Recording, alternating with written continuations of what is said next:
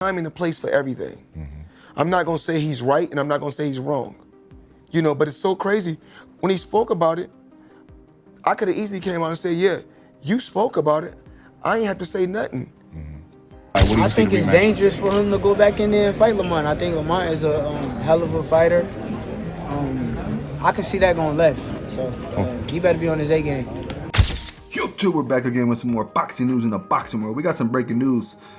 Gary Jonas, Lamont Roach's promoter, says this rematch is a done deal. Floyd Mayweather has once again made headlines, this time with a bold warning directed at his former protege Gervonta Tank Davis. In a surprising turn of events, Mayweather has publicly cautioned Davis to reconsider and potentially pull out of his highly awaited rematch with Lamont Roach, known for his strategic mind both inside and outside the ring. Mayweather's warning has sparked intense speculation across the boxing world, with tensions rising and questions swirling about the reasoning behind this dramatic plea. Fans and analysts alike are left wondering whether there's more to the Roach rematch than meets the eye and what Mayweather might know that others don't. No, I think Lamont Roach is a terrific fighter. He might be a little over his head with Gervonta Davis. Gervonta Davis is, I mean, to say the least, he's a beast. He really is.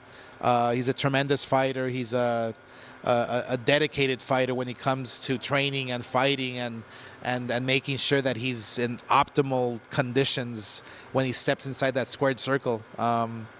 It's going to be a tough night for Roach, but you can never count him out.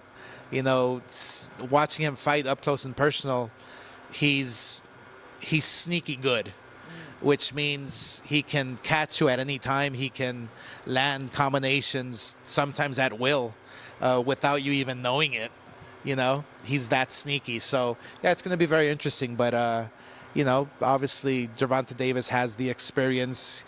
He has the knowledge. He has that mean streak in him that will take you out with any punch. Davis has the experience, he has the knowledge, he has that mean streak in him that will take you out with any punch. Davis has officially returned to training camp in preparation for his highly awaited rematch against Lamont Roach Jr., scheduled for August 16th in Las Vegas. This bout follows their controversial draw earlier this year, where a disputed knockdown in the 9th round sparked widespread debate among fans and analysts. Determined to reaffirm his dominance in the lightweight division, Davis is intensifying his training regimen, focusing on both physical conditioning and strategic refinement.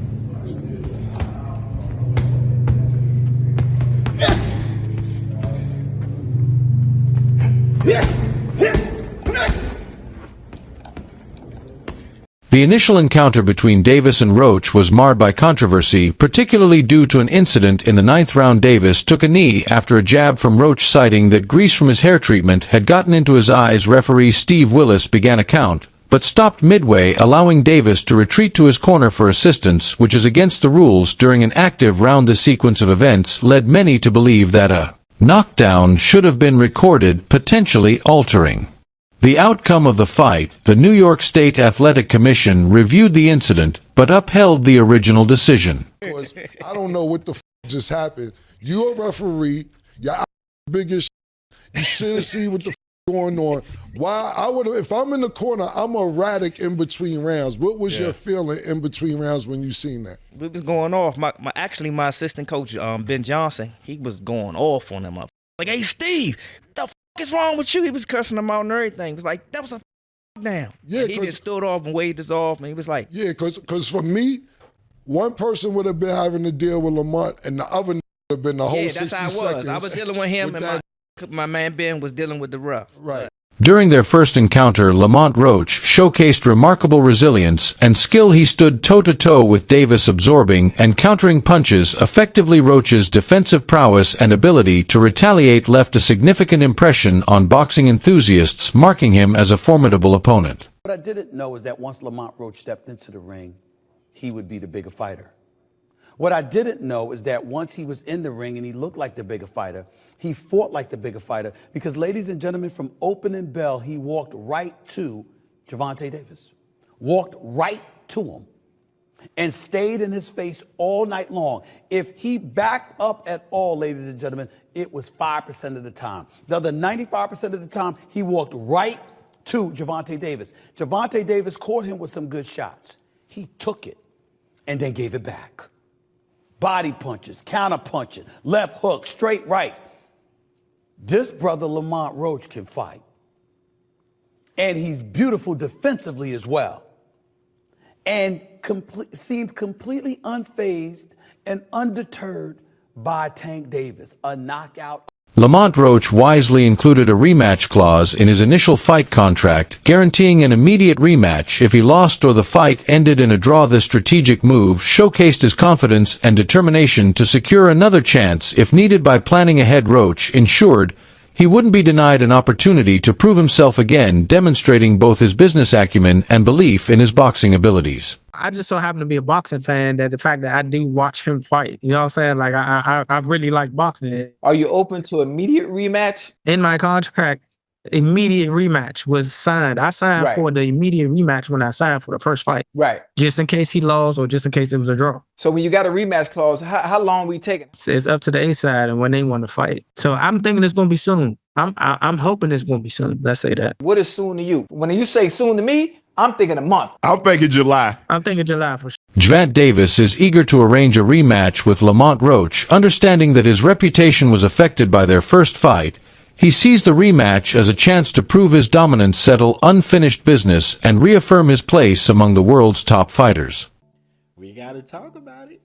We got to talk about it. So Tank officially came out and says that he wants to put this rematch as early as May. Now, if that were to happen, Lamont Roach gets a second time to prove himself. Now, in my personal opinion, his stock has already risen. He is already notable. The fact that he went toe-to-toe with Tank on a decision that ended in a draw, whether he loses this second fight or not won't even matter. Because he's directly in line to go against the Keyshawn Davis, the Shakur Stevensons, and etc., the Devin Haney's, and etc. I can see him moving up and going against a Devin Haney or Ryan Garcia or somebody like that. So many people to fight. Lamont Roach has definitely proven himself. But let's talk about something else. And that is the hairstylist situation. In my humble opinion, I believe she should have been quiet. As a hairstylist, there was nothing for you to say. There was nothing for you to say. No fan in boxing was gonna look at them like, I don't want her braid my hair. No one would have said that. But she hurt herself when she came out and publicly made multiple claims, got all these receipts that no one needed, no one asked for, saying, oh, this had no grease or oil in it. No one cares. No one cares. Nobody even believes it. Sometimes it's best to remain quiet. But you guys let me know in the comments. Should she have remained quiet, or should she have did what she did, which is spoke up? You let me know. Is rooted in both strategic and reputational considerations. He believes that engaging in a rematch under the current circumstances could pose unnecessary risks to Davis's undefeated record and standing in the boxing world. Mayweather's own experience in navigating high-stakes bouts informs his advice, suggesting that Davis should carefully evaluate the potential implications of a rematch with Roach. Here, because I have a lot of criticism for Gervonta Davis and Canelo Alvarez for the choice of opponents. But at least Gervonta Davis is doing the Mayweather. He's giving the immediate rematch. Right. You had a tough fight, you're doing the immediate rematch. I like it. All right, so what I'm I need to push back real quick. Yeah, I knew you would. Go ahead. Push back. I'm giving the guy credit. I like Gervonta Davis. I know you talk a lot about his opponents and whatever, and you're talking about the Lamont Roach. We're not going to go pick a but okay, find me a less than a 10-1 underdog and he fought on pay-per-view. Look, I'm talking about this fight right here. Look at the first fight.